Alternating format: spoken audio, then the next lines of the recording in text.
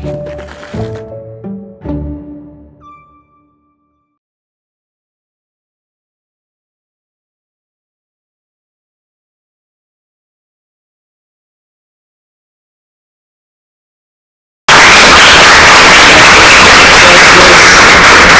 charge and shows up about an hour ahead of time, and they're always new songs. New kid in town from the Eagles, I heard for the first time, I think. Right. Yeah. No, it's good. Always good. We love Tom for doing this, and so wonderful sharing his time and talent with us.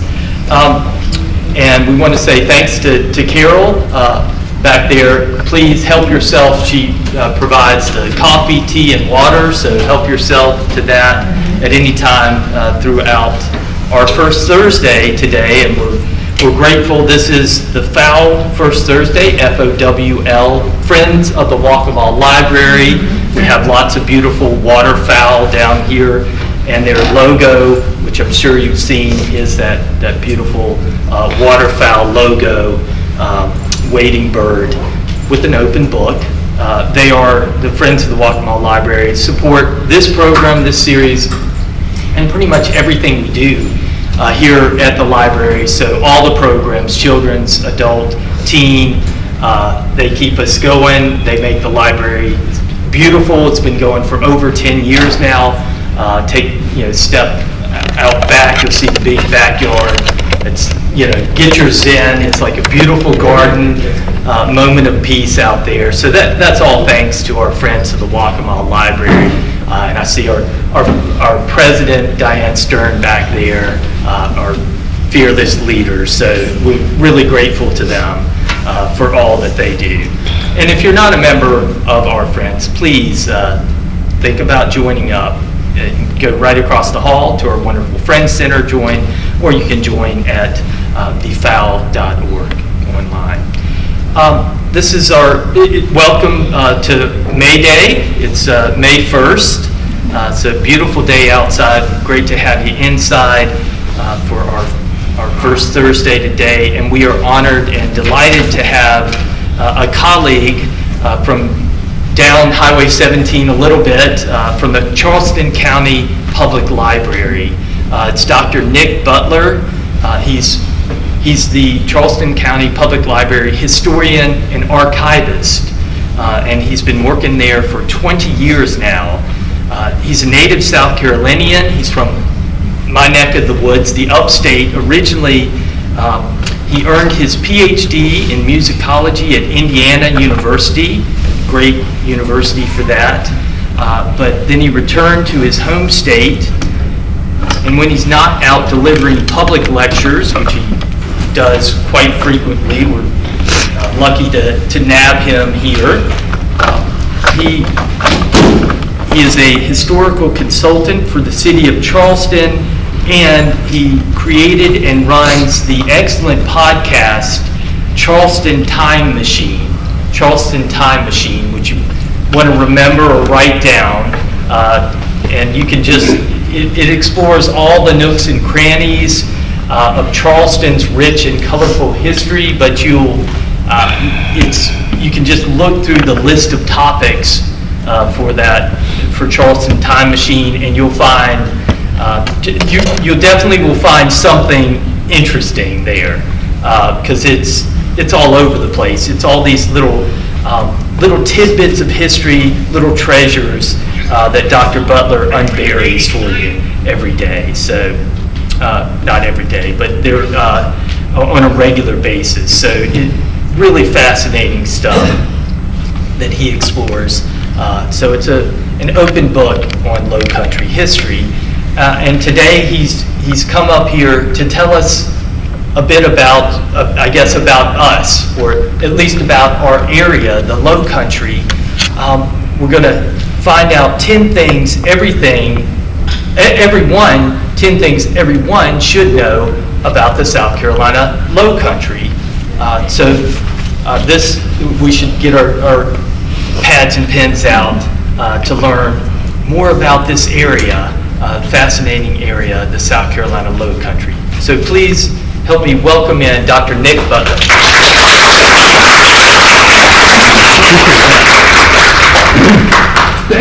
thank you. It's great to be with you, everyone. I've got my clock here so I can try to keep track of time. Can you all hear me in the back okay?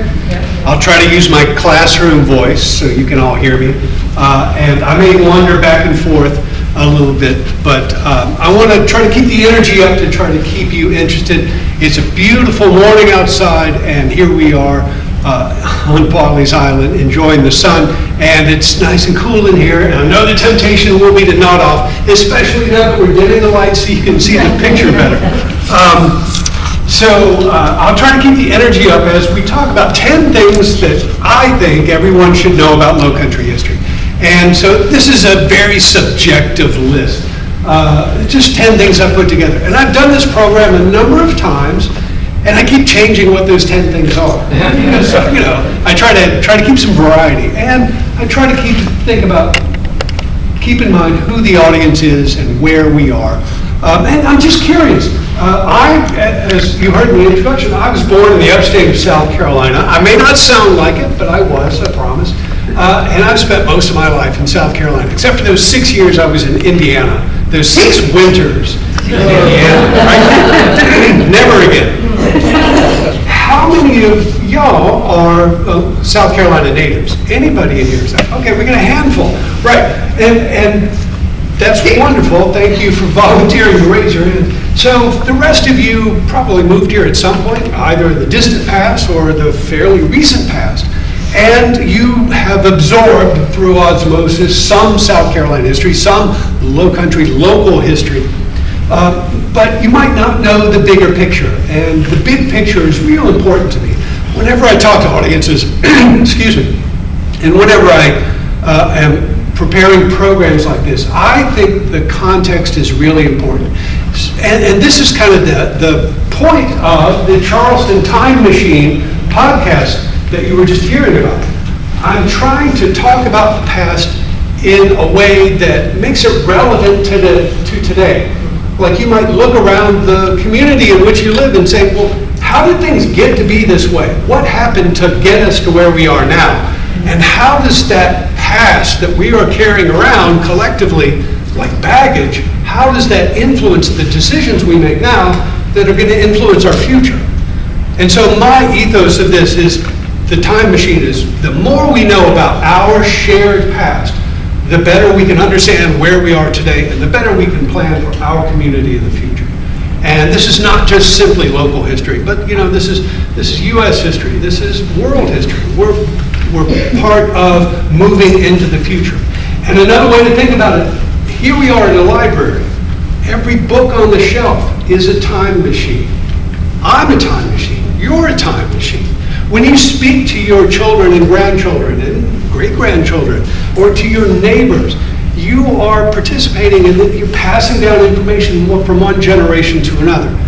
That's giving people the ability in their minds to travel through time. So I have a good time talking about South Carolina history in a way that helps us move back and forth in time. And frequently I'm so just into the archives, into the raw materials of the past, that I feel like I'm stuck in the past. And if you encounter me on the street, I might look kind of out of place because my mind is in the 18th century somewhere, and I'm walking around the 21st century. So it's kind of discombobulating sometimes. But anyway, that's what I try to do with the time machine. And it's a podcast in a traditional sense. You can listen to it, but it's not a chat show. It's basically storytelling. I'm telling you a story about something. It's just my voice. And to make it as efficient as possible, so I'm not saying, hey, there was this thing, and it was down the street, you know, and I don't do that. I write a script, because I'm a nerd. I went to school, and I got that drummed into me. I write a script, and I put in footnotes and illustrations, and you can read it whenever you like, or you can download it to your phone and listen to it while you're stuck in traffic, or walking the dog, like a lot of people tell me they do. But at the end of the program, before I forget, at the end of the program, I'll show you the giant list of table of contents that you heard about just a second ago. I've finished 300 episodes. Wow. So a lot lot of stuff out there. It's 1.3 million words, if you want to read it.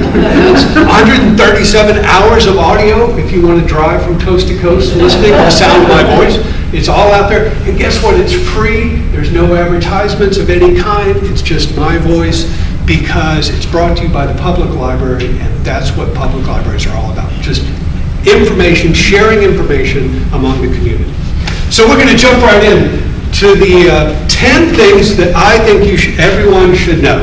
And like I said, it's a subjective list, and by default, I didn't even realize this when I first started making this. I kind of arranged it chronologically. And I thought this would be a good way to organize a program, because if I walked into a room of newcomers, which I have done before, there's actually in Charleston a newcomers association, and huge crowd of people. I'm thinking, what are the important points that I want people to know about this place that we live? And how can I deliver that as quickly as possible? I know I'll come up with 10 things and talk about each one for 4 or 5 minutes. Okay, so that's what we're going to do. Number one, the indigenous legacy, going back to the beginning, before European colonization. Who was here and where are they today? Well, of course, that's a huge topic, but I want you to know that that is something that you can, on your own, discover more about. So here's a map that I found on Wikipedia, you can find it too, that shows the variety of Native American tribal associations. This is not necessarily individual tribes that you see on the names here, but collective groups of tribes. And so there's a lot of Native American variety in the southeast of what we now call the United States. And if you look at where that red arrow is, that's where we are now. Kind of the outcome of the PD, the Great PD, and the Waccamaw River. And that is, according to this map, which is not 100% accurate, of course, that's Catawba territory. But we know that that's kind of a broad association, and once you get down to the more granular tribal level, there were other tribes in this area. But right next to that is the word Kusabo. And this is an important point that I want you to remember about Native American history of the Lowcountry. Now, I grew up in the upstate, right next to Cherokee territory. Actually, I grew up in Cherokee hunting grounds in the upstate, in Greenville County. But the Cherokee weren't down here, ever. The Cherokee remained far to the west. So who is at the Lowcountry? And it's a lot of tribes that have been forgotten. And there is an important demarcation, a line of demarcation, like this aisle right here in front of me, that the Santee River was a cultural and language division between the Native American population living south of the Santee River, which was the Kusabo people. That's a collective name that encompasses more than a dozen tribes, who were people who had some cultural affinity and maybe language affinity living south of the Santee River. North of the Santee River, where we are today, was a different cultural area. So the people here, like the Waccamaw and the PD Indians, were more culturally associated and had more language affinity with the people of North Carolina, like the Catawba Indians, and later on the Tuscarora Indians, and the Cape Fear people. So the Santee River was, even before the Europeans got here, was a cultural divide. So where I live, in the southern part of the state, the southeastern part of the state, the Kusabo people, that's a name that the people themselves did not use, but Europeans kind of placed on top of them. Like, all these tribes together, we're going to call them the Kusabo people. We know very little about those people who lived between the Savannah River and the Santee River. So once you go south of the Savannah River, that's a different language group, that's a different cultural group that's more associated with what we would call Florida. So there are all these very subtle distinctions.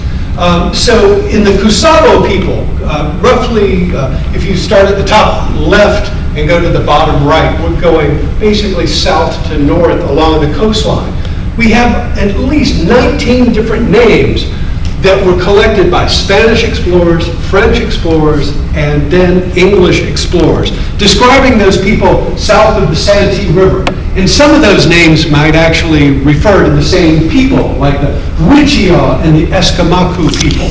Well, that's probably synonymous with the St. Helena people, just a different language. So at least a dozen different tribes. Have you ever heard of these people?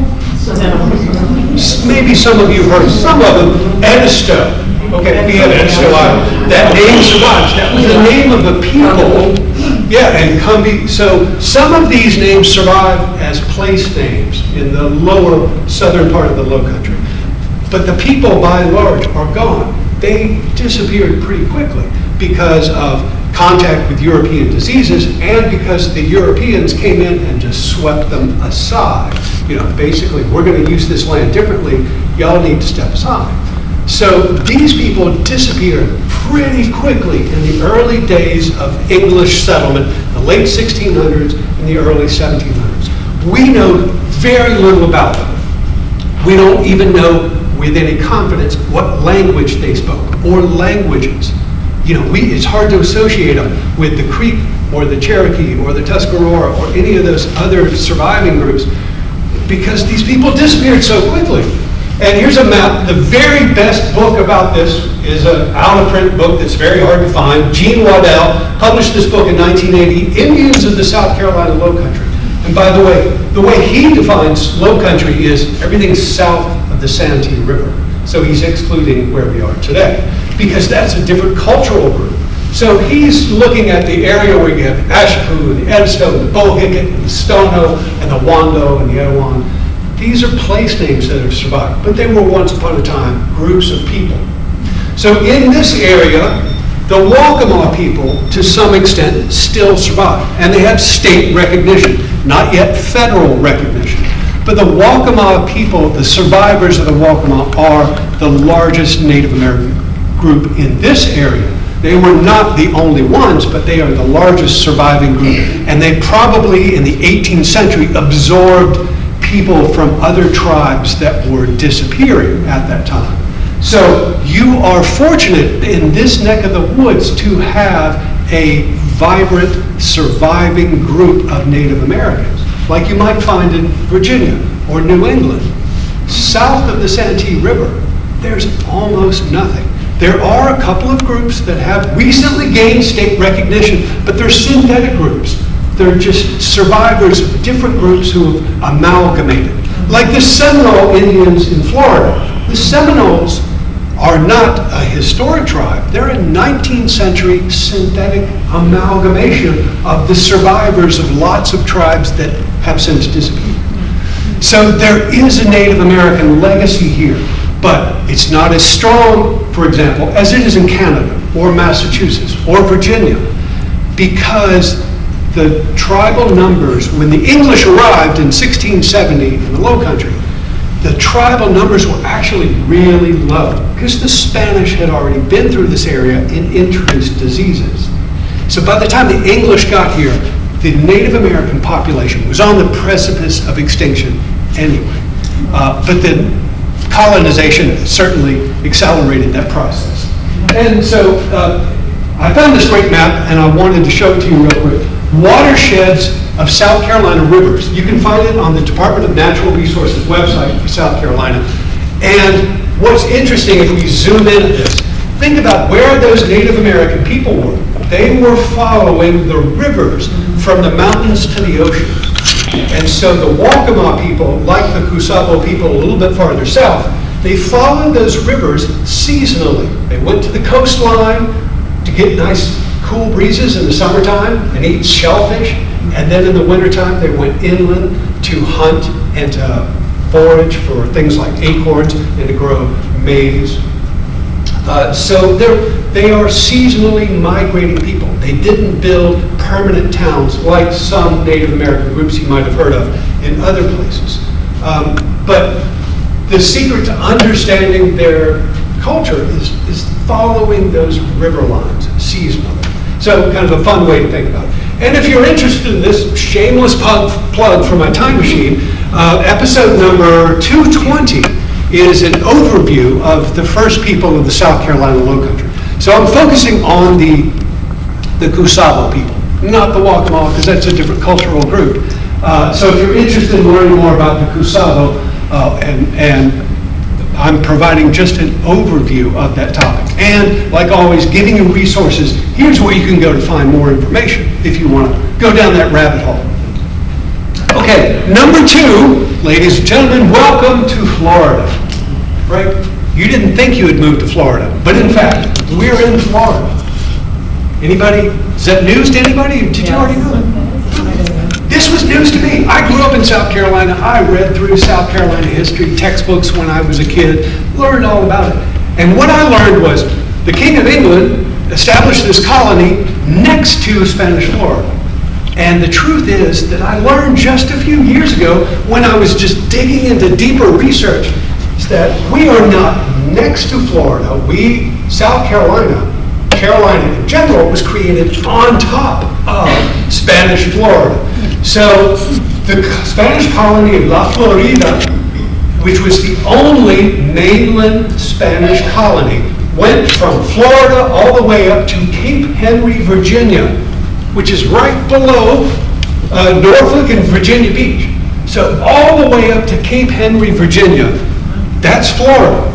And all the way to the Pacific Ocean, that's La Florida. It's a huge colony.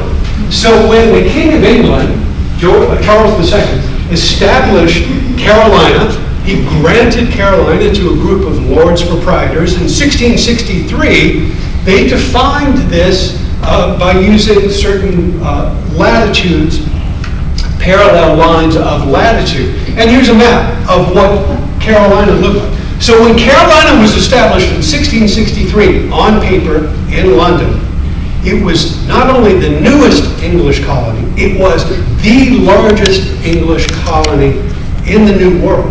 And a lot of people don't know that. You think about South Carolina being a fairly small state today. Carolina was the largest of the English colonies because it encompassed everything from Cape Henry, Virginia, all the way down to a point south of St. Augustine. St. Augustine used to be the capital of La Florida. Well, the King of England said that's part of Carolina. And so that grant in 1663 started generations of tension between Carolina colonists and Florida colonists. So Carolina was the frontier, the only colony where we had a direct frontier or borderline with the Spanish government. And it led to decades and decades of strife. And in 1670, actually in Madrid, they settled a treaty. English representatives, Spanish representatives settled a treaty to establish a borderline between Spanish Florida. And because English folks had just recently, literally months earlier, landed at what we now call Charleston, they said, okay, the Spanish said, okay, we'll give you that stuff, everything, in the environs of where you are now settled. But we're going to keep everything below the latitude of 32 degrees, 30 minutes north of the equator, which is a line that goes right through Edisto Beach, South Carolina. So everything south of Edisto Beach remained part of Florida in the Spanish eyes. But in the English eyes, they said, no, that's still part of Carolina, and we're going to fight you for it. Which led to just more generations of strife. And if you want to know more about that, it's episode 215, The Roots of Spain's Claim to South Carolina. Like, why was South Carolina continuously involved in kind of border skirmishes with Florida? Well, it's because this King of Spain saying, hey, you established a colony on top of my colony. That's not fair. And England says, what are you going to do about it? What are you going to do? Come and kick us out. And guess who won? We're speaking English today, so we won. But we could very well be speaking Spanish here today. Okay, number 3, English mercantilism. One of the most important things to learn about early South Carolina history that influenced everything that's happened since the founding of the colony to the present. It goes back to the very beginning, the purpose of this colony. This was not a place where people came over with the idea of forming a new world, a new community, a new way of life. with liberty and justice and freedom for all. That's not what this place was about. Carolina was, from the moment of its inception, a business venture, a capitalist venture. The idea was to get in, exploit the natural resources, make a lot of money, and get out. So this was a business venture that people in England were interested in investing in. They weren't necessarily interested in coming here. And that whole ethos might sound like maybe one of the Caribbean colonies. Well, guess what? This colony, South Carolina, not North Carolina, South Carolina, was a colony of a colony. And it's the only one of the American states that we can describe in that way, that South Carolina started as a colony of another colony, specifically Barbados. So the beginning of Carolina, the idea of sending English people into this place and establishing a foothold on the continent next to Spain, in Spain's backyard, was predicated on business propositions. Here in Barbados, they were in the 1640s trying to grow tobacco and indigo and things and trying to make some money. It was not profitable. They were having a really tough time. And then they looked at South America and looked at what the Dutch were doing and the Portuguese were doing in Brazil. And the English said, yeah, let's do that. So in Barbados, in the 1650s and the 1660s, they imported tens of thousands of African laborers, and they cut down all the trees in Barbados, and they planted sugarcane everywhere. And they started ramping up production of sugar and molasses and a byproduct called rum. Right? By 1660, it was hugely profitable. And everybody in England said, I want to get on this, so let's bring in even more Africans and let's plant even more sugarcane. And so this Barbadian economy developed where they're exploiting the land and exploiting the laborers and turning out a huge profit. And meanwhile, in Barbados, most of the white folks left. So the population of Barbados went from a large number of white people and a very small number of Africans to being the exact opposite. Huge numbers of Africans, very small numbers of white people. But very quickly they ran out of space. We got to feed all the laborers, but we've cut down all the trees and everything is sugarcane. But we need, corn and potatoes and peas and things, sustenance crops. But we don't have any more acreage because everything's planted in sugarcane. And we got to feed all these people. We need, herds of cattle and hogs. Where are we going to put that? And they said, I know, let's ask the king for some land over there on the continent. So when the King of England was restored to the throne in 1660, his friends said, hey, can you give us a piece of land? We basically need a warehouse for Barbados and the other Caribbean colonies. And so Carolina was created in 1663 to basically be a supply warehouse for Barbados and then Jamaica and Antigua and St. Kitts and all of those Caribbean colonies. So South Carolina from the very beginning had much more in common with the Caribbean than it did with New England. And that's why culturally New England and South Carolina just developed in very different ways because they were different from the very beginning. Carolina was a place where people came in and said, right, what can we do with this land? And by the way, if you've never been to Barbados, you see the coastline of Florida, La Florida there at the top center, and then the bottom right corner is Barbados, tiny little island. But it was the first of these places in the New World where the English said, aha, we've discovered a formula for making tons of money. We'll just exploit the land and exploit the unfree laborers and we'll make tons of money. That business model was then planted in South Carolina. And so, for more about that, if you want to know more about Barbados and that connection, episode 40 and 42, I got to go to Barbados a few years ago and give this kind of talk and learn more about that. Great experience. I'm dying to go back to Barbados. So, what kind of things were they extracting from South Carolina? Number one, start cutting down trees, chopping up wood, sending it back to the Caribbean because they had run out of forests. but they're building windmills to process the sugar cane to make sugar and rum. So we are cutting down trees to rebuild the windmills in the Caribbean. And we are building windmills across the Lowcountry as sawmills to cut the lumber for the windmills that are making rum and sugar in the Caribbean.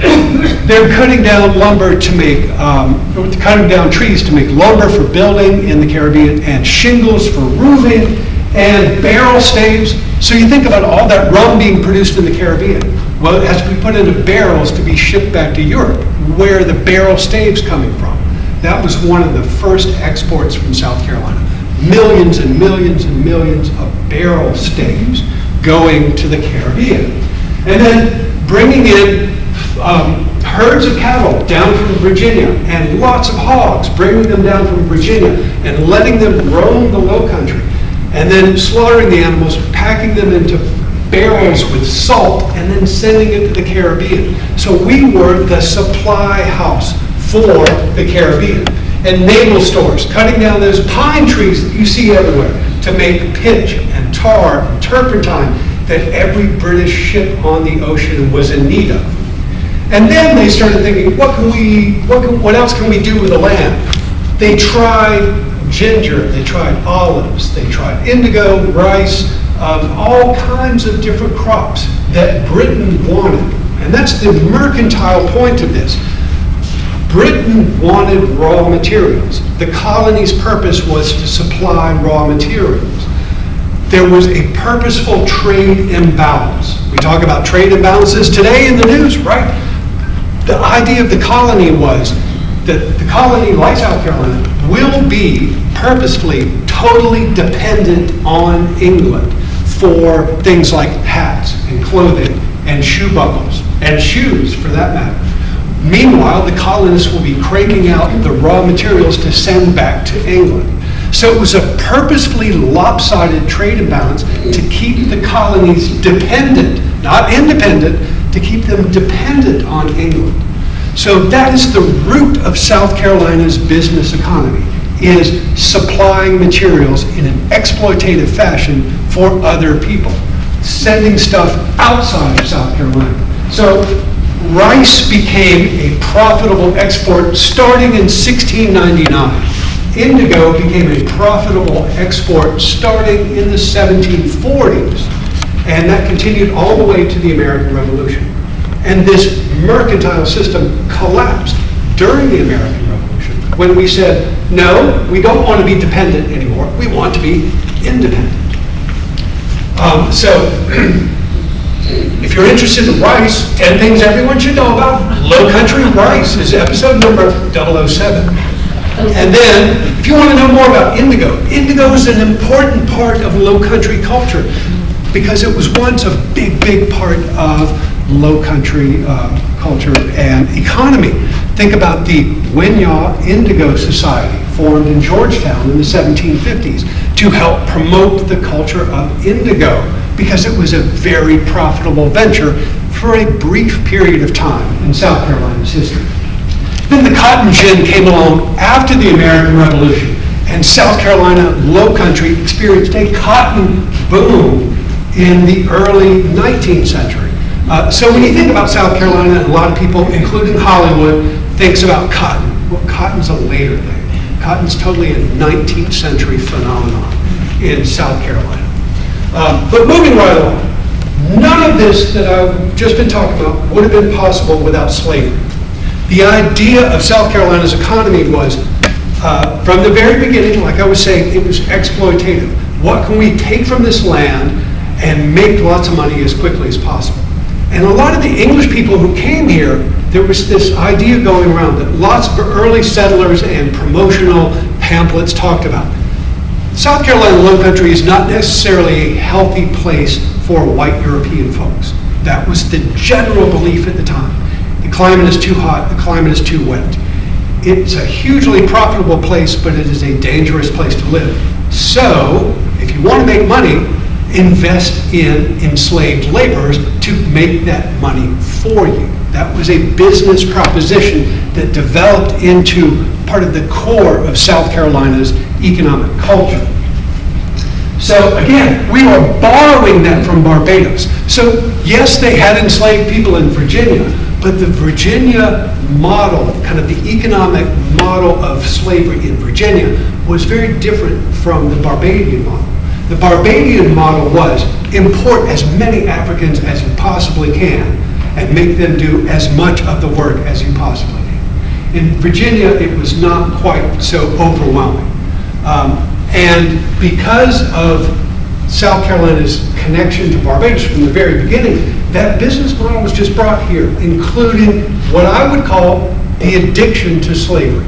And I don't know how else to describe it. South Carolinians were addicted to the idea of slavery. You could make money by forcing somebody else to do that work for you. So, going back to the fundamental constitutions of South Carolina, the philosopher John Locke drew up these constitutions for Carolina in 1669. Long list of items that would kind of shape the political culture of South Carolina. Article number 110, every free man of Carolina is to have absolute power and authority over his Negro slaves of what opinion or religion whatsoever.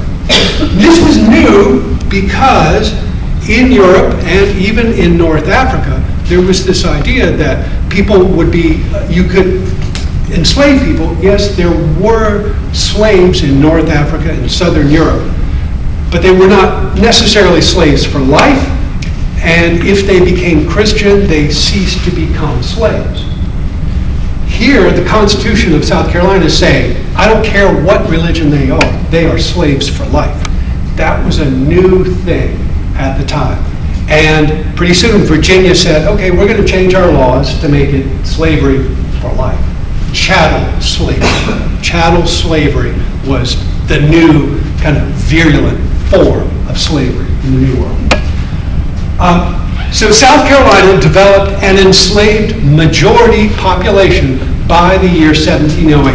Maybe it hit the beyond 50% a few years before 1708. But we know confidently, because of reports coming out of Charleston, that the population is dominated by 1708 in enslaved people.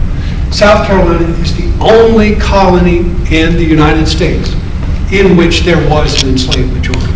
Sure, they had lots of enslaved people in Virginia, but they never formed a majority of the population. South Carolina had an enslaved population, the whole state, majority population, from 1708 until the 1930s. Until the 1930s, because after World War I, in the early decades of the 20th century, lots of black folks started moving north to get out of South Carolina and places like that. So slavery was the engine of commerce. South Carolina was, on the eve of the American Revolution, South Carolina was by far the wealthiest colony in North America. Why? How did that happen? We had a tiny population. It's because of slavery. It was the engine of commerce. And so if you delve into the digitized newspapers of early South Carolina, which is something I do every single day. I'm just addicted to reading through the old newspapers and finding nuggets of knowledge. You will see just tens of thousands of enslaved sale advertisements and runaway slave advertisements. It is a huge part of early South Carolina, and specifically Charleston. So as you see in this 1774 image that lives in North Carolina now, how many captives came from Africa to Charleston? Charleston was always the principal port of South Carolina. So before the American Revolution, roughly 93,000 people came directly from Africa to Charleston, and that's a drop in the bucket compared to Jamaica or Puerto Rico or Brazil or Barbados. It's a drop in the bucket, but it's far more than any other of the North American colonies.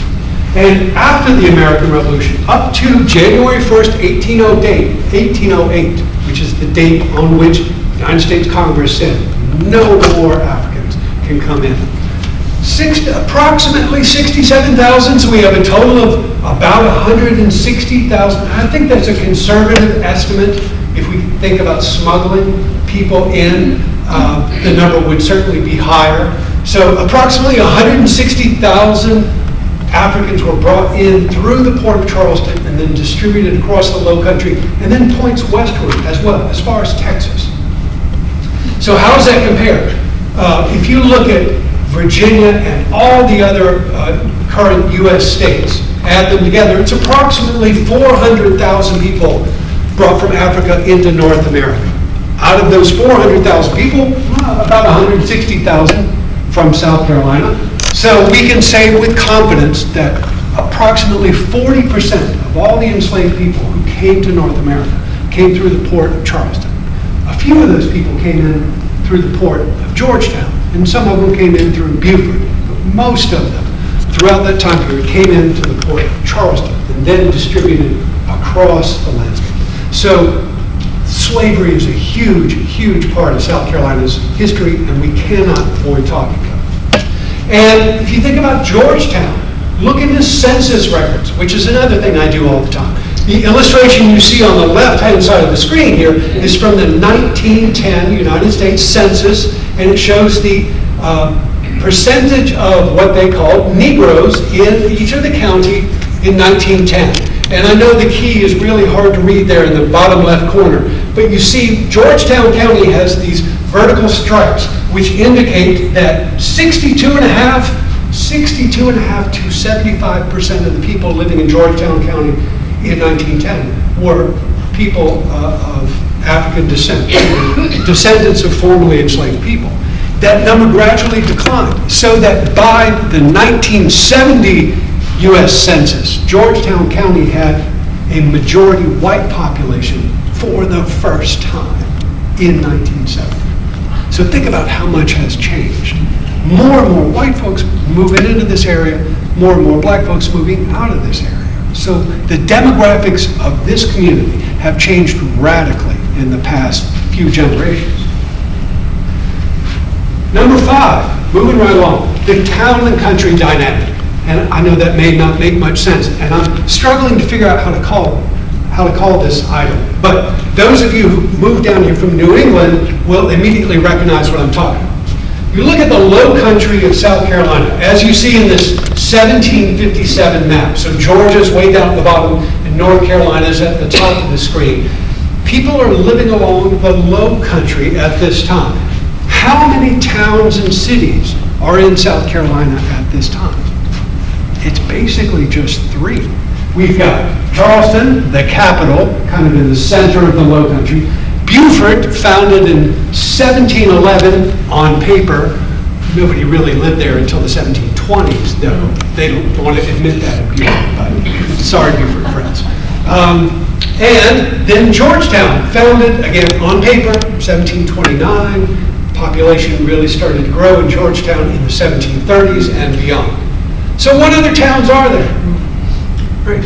There are a few. There was a village called Dorchester outside of Charleston. There was a village called Willtown or New London on the South Edisto River.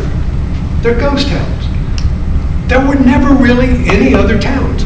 Why not? Especially when you look at a different map. I'm going to go on to this one. Here's a map of New England. I'm sorry, I forgot the date of this map. I forgot to write it down. But this is a map of 18th century New England. And you see lots of words scribbled on this map. Some of those words are rivers, but most of them are villages and towns. Because New England developed in a way that really, you can see, it's kind of like Old England, where there are principal cities, and then in the countryside, you've got lots and lots of villages, self-sustaining or nearly self-sustaining communities scattered all over the place. I have family up in New England, and it's just a bizarre phenomenon to me. It's so different from the low country. Why didn't we in South Carolina develop towns and villages all across the low country?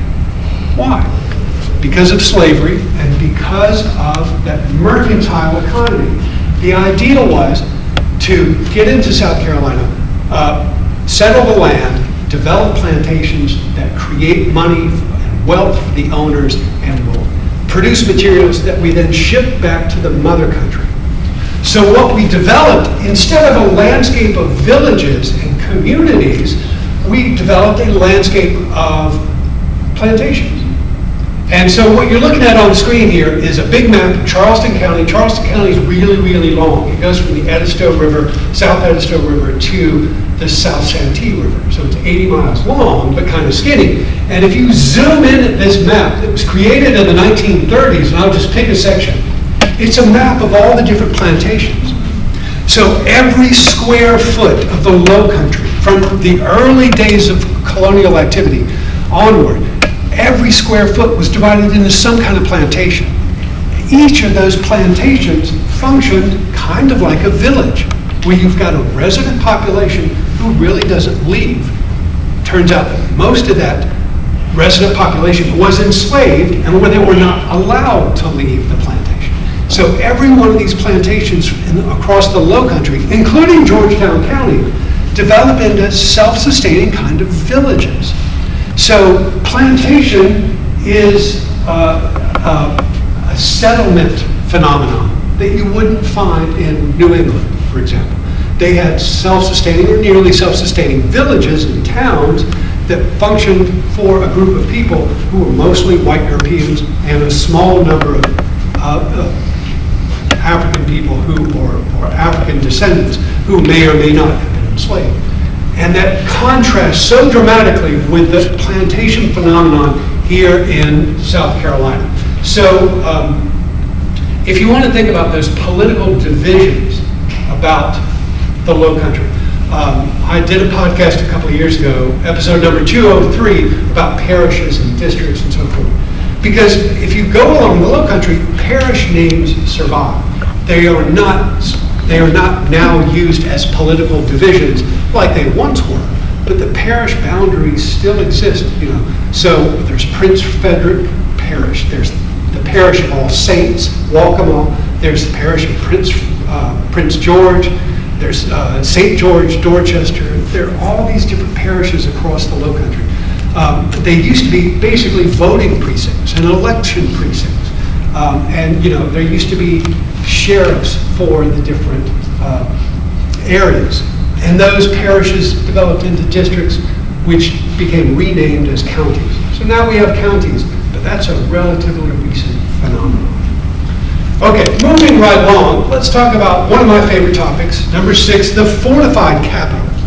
So South Carolina is a colony of a colony that's planted on top of another colony, right? It's a weird place. And because of the tension with Spain, the capital of South Carolina, which is Charleston, was a fortified city for the first 100 years of its existence, and the most fortified city in the southern United States. And that's a legacy that's often forgotten. And here's a map from 1711, published in London, that shows the capital of South Carolina, Charlestown. It's a walled city. It's only 62 acres, surrounded by, on 5 sides, by a trapezoid of fortifications. But Charleston remained a heavily fortified city all the way through the American Revolution. And after the American Revolution, there was a 5-year period in the 1780s of demilitarization. So when you visit Charleston today and you go to the waterfront and you see all these fancy big houses and carriages and palm trees and so forth, that's a 19th century phenomenon. After the demilitarization, if you had visited colonial era Charleston, you would have seen drawbridges and moats and cannon everywhere and sentries posted around the town. It was a militarized city. And so here's a section of the 1739 illustration showing you a brick wall along the waterfront of Charleston. Yes, there were wooden wharves sticking out into the Cooper River, but the artist has purposely erased the wharves so you can see this very stout brick wall that goes for a half mile along the waterfront, protecting the town against invasion.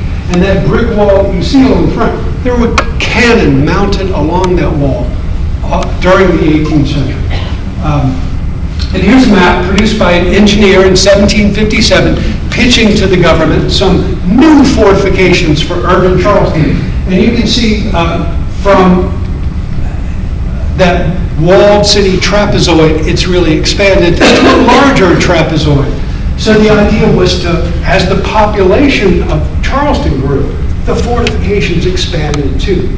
So the early fortifications were outgrown and dismantled, and then they moved them out and built new fortifications.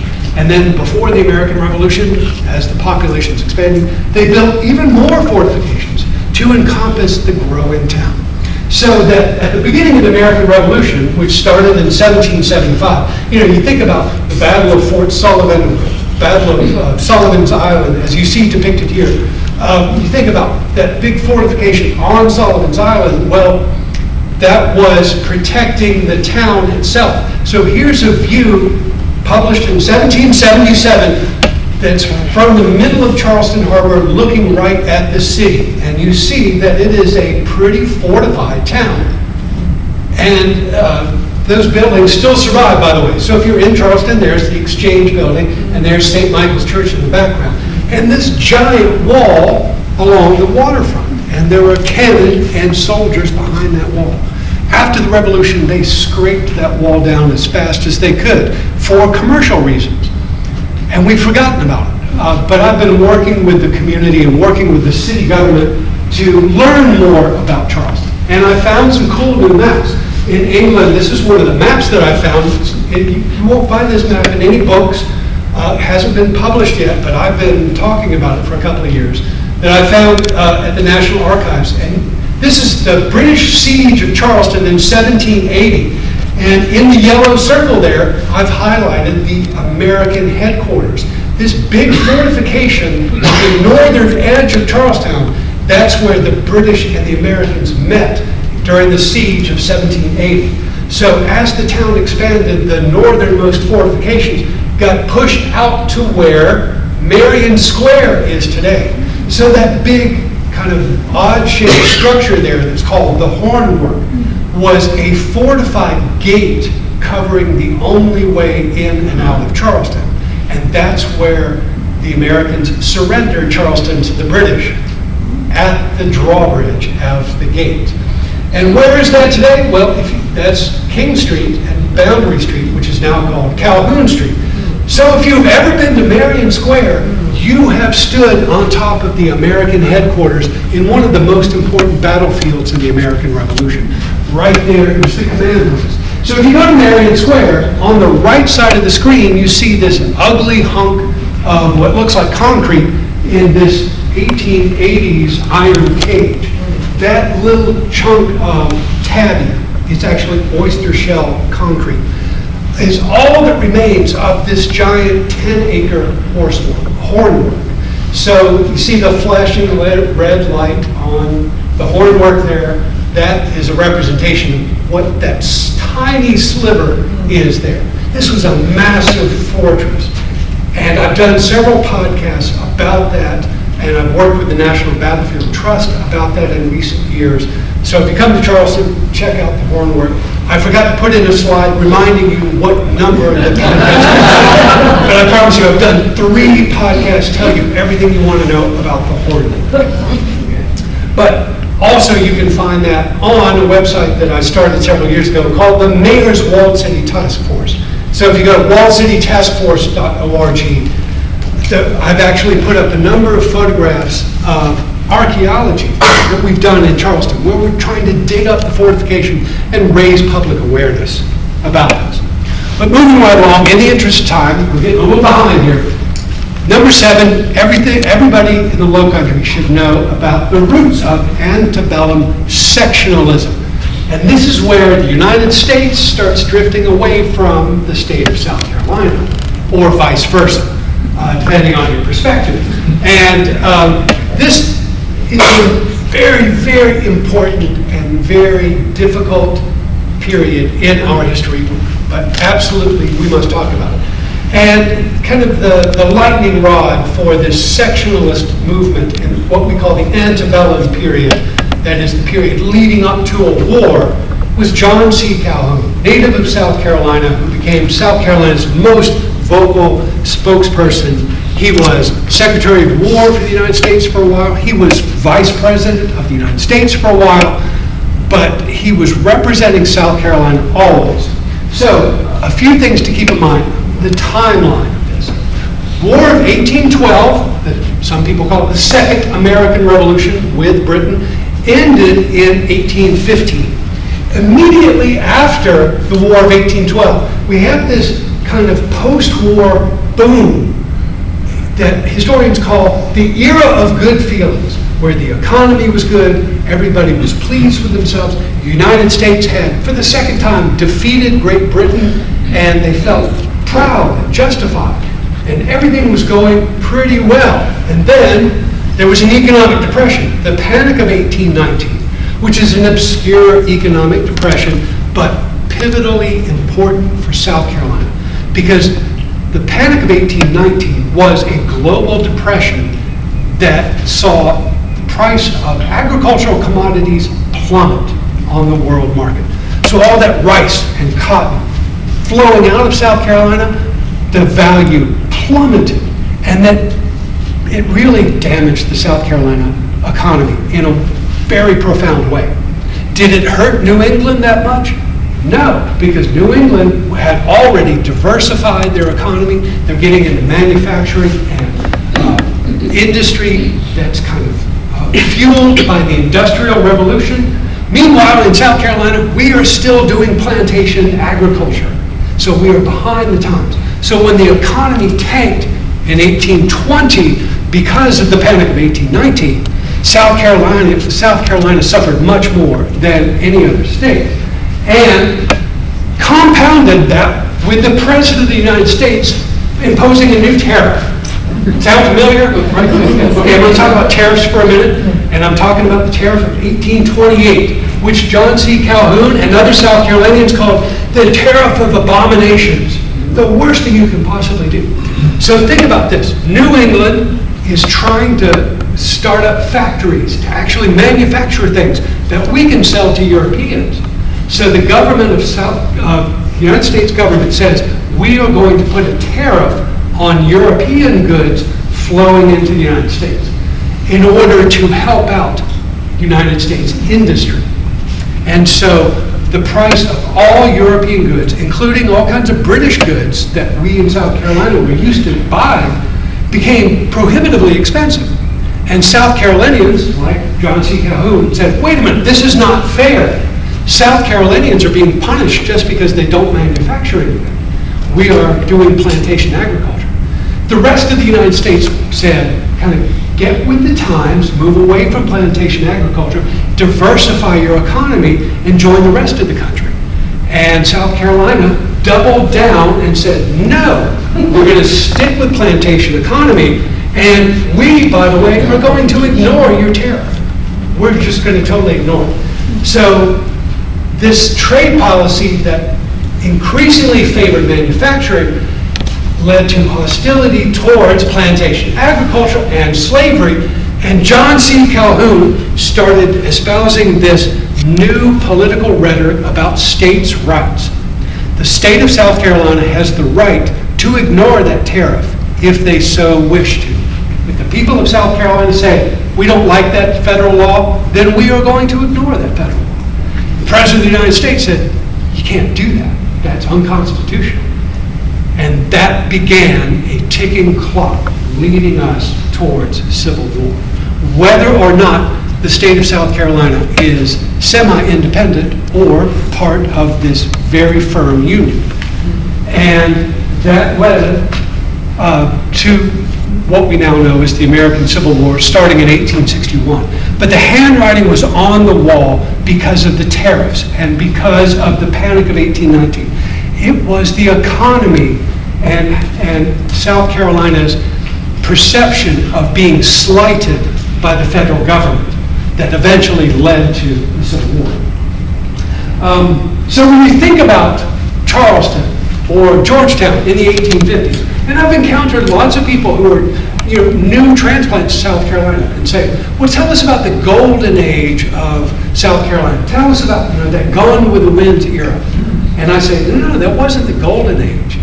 They made it seem the rhetoric was all high and mighty, but the truth is the economy was really tough. And South Carolina was rapidly falling behind the rest of the country. And they're very, very defensive and self-conscious about that. And that's all rooted in that mercantile economy and the addiction to slavery.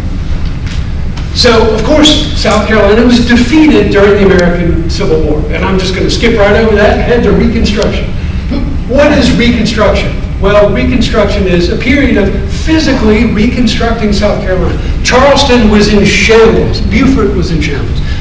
Georgetown was in shambles after the American Civil War. And so physically, everyone is poor because plantation economy based on chattel slavery has disappeared in 1865. So the economy is in shambles, the infrastructure is in shambles, so we have to literally reconstruct our community. But also, it's a period of enforced federal political reconstruction.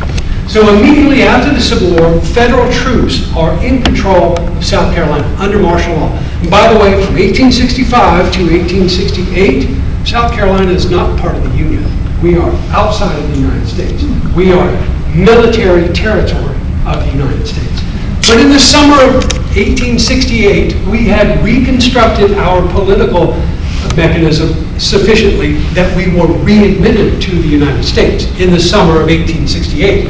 So politics in South Carolina during this period of federal political reconstruction, which lasted from 1865 to 1877, politics in South Carolina are controlled by the Republican Party, which at that time was the liberal party, not the present-day Republican Party.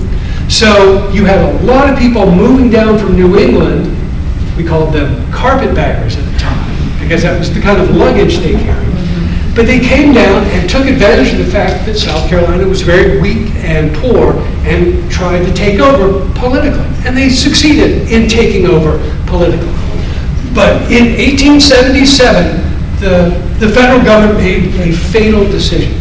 In the autumn of 1876, the spring of 1877, the federal government decided to withdraw its troops from South Carolina and say, you guys are sufficiently reconstructed, we're going to leave you now, we're going to back away from South Carolina. And the minute they did that, everything went back to the way it was. And that period of political inversion led to what we call the era of Jim Crow. So in the summer and autumn of 1876, there were race riots across South Carolina leading up to the election, the state elections of 1876. And the Democratic Party, which was the conservative party of that time, regained the upper hand in the election of 1876. And 1877, this era of new segregation and new plantation economy began to grow.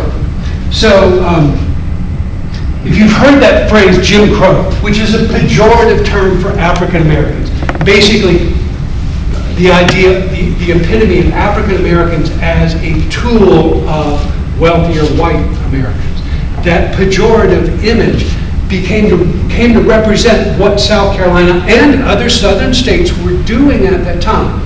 They are reverting to the pre-Civil War mentality of exploitation. You know, how can we become wealthy? How can we rebuild South Carolina? Well, we can go back to the way we were doing things and forget about what the federal government is doing and forget about what the rest of the country is doing. So South Carolina and other southern states became more and more detached from what the rest of the country was doing. And that's epitomized in the 1896 Supreme Court decision of Plessy versus Ferguson, which affirmed the concept of separate but equal. So South Carolina was a very segregated place up to the Civil War.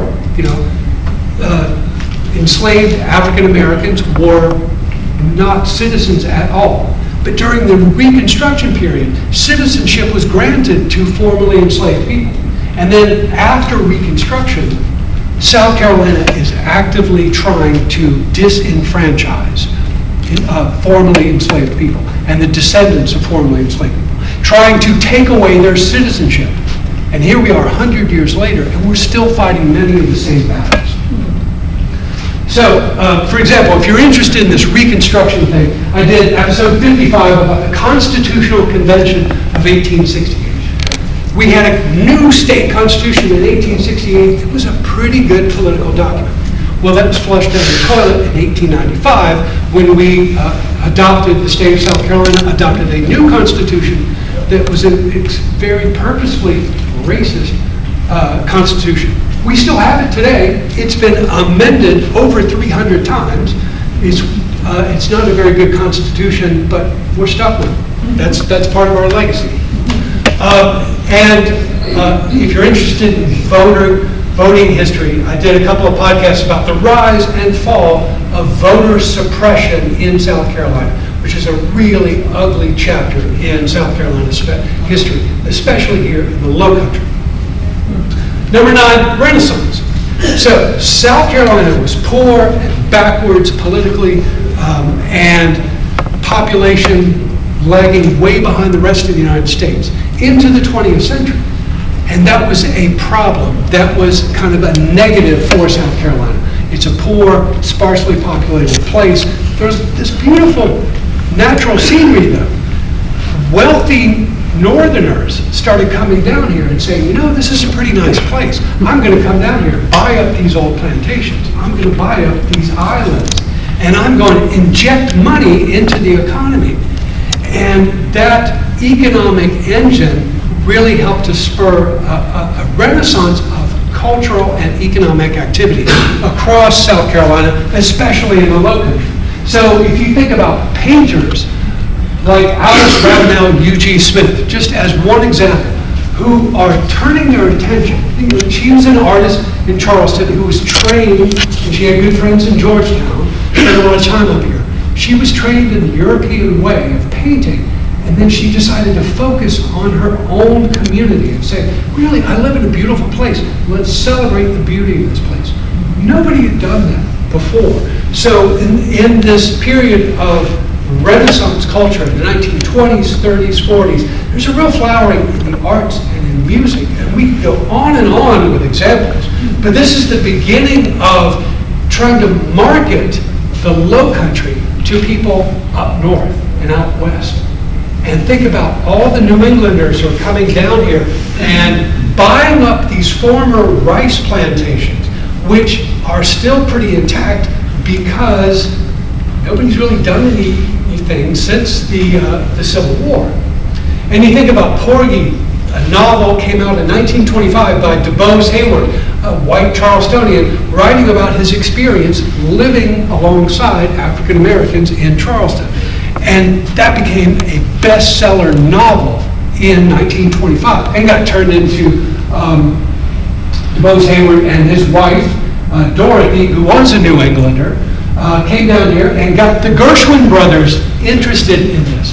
So Porgy really brought the Lowcountry to the American imagination, and the opera Porgy and Bess took it around the world to focus attention on the quaint old backwards culture of the South Carolina Lowcountry. And those northern industrialists who had lots of money, the Pulitzers, the Carnegies, and hosts of other names, Huntingtons, right, came down here and their wealth bought up huge tracts of land. And then they started preserving those. People here began to realize, you know, it's the landscape and our history and our culture that could be the new engine of our economy. So rather than tearing down these forests and rather than subdividing these plantations, let's preserve them and market them and make heritage tourism part of our economy. And that started really gangbusters after World War II and continued. So Preservation Society of Charleston was the first preservation organization in the United States. 1931, the city of Charleston passed an ordinance to preserve old buildings, the first historic preservation ordinance in the United States. 1947, the Historic Charleston Foundation was created, kind of a splinter group splitting off from the Preservation Society. South Carolina is ahead of the curve in the United States for historic preservation, preserving the fabric of the past so we can interpret today and make it part of our future. And so this reflective stance of looking at our past and profiting from our past became part of our economy because of this. And Charleston and South Carolina in general started teaching the rest of the country the value of preserving our past. So sure, stuff had been done in Virginia, like with the dames who preserved George Washington's plantation and turned Washington into a kind of an industry. But here we did it in a civic way that made it part of the government and part of the general culture. So the National Trust for Historic Preservation, which is still around, that is an outgrowth of these South Carolina motives. So when you think about preserving old buildings, like this one in Charleston, the Miles Bruton House, constructed in 1769, that building might have been torn down and a quote-unquote modern building put in its place, had it not been for people, especially ladies, who were adamant about preserving the fabric of the past. And not just buildings, but also streetscapes, like this King Street photograph from about 1915, and this was during a big gala event. The idea that South Carolina, the fabric of it, the streets, the buildings, ugly or not, old or young, preserving fabric of the past to teach people in the future. Also, nature preservation, and we see a lot of that in this area with preserving old plantations. Think about Brook Green Gardens, repurposing what had been basically a labor camp and turning it into a destination, an interpretive destination. That kind of nature preservation is a big part of this economy. And the Tom Yawkey Wildlife Preserve, which was created in 1976, in this area, one of the first big reservations, because it was approximately 31 square miles. Who's Tom Yawkey? I can't remember the exact team, maybe Boston.